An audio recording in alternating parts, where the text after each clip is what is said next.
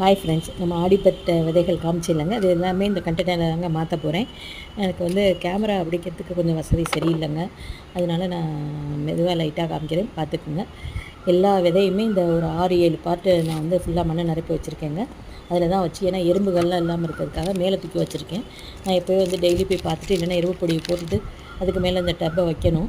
அதுக்காக இப்போ செட் பண்ணுறதுக்காக தான் இப்படி விதைகள் எல்லாம் விதைச்சிக்கிட்டு இருக்கேன்.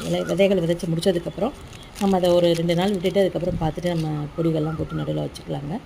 ஒவ்வொரு நீல புடலை, இது இந்த செரி தக்காளிலாம் இருக்குங்க. நம்ம செரி டொமேட்டோ வந்து நம்ம போட்டோம்னா சூப்பராக வருவாங்க, நல்லா கொடி மாதிரி வளருவாங்க. நிறைய காய்கள் நம்ம பார்க்கலாம். அப்புறம் நீல புடலை, அப்புறம் வந்து பர்பிள் கலர், வந்து நல்ல டார்க் பர்பிள் கலர் கத்திரிக்காங்க, வைலட் கத்திரிக்காய், பச்சை கத்திரிக்காய், நீல கத்திரிக்காய். அப்புறம் வந்து வெள்ளரி பிஞ்சு நம்ம ஏற்கனவே போட்டுட்டோங்க. இதாங்க செரி டொமேட்டோ.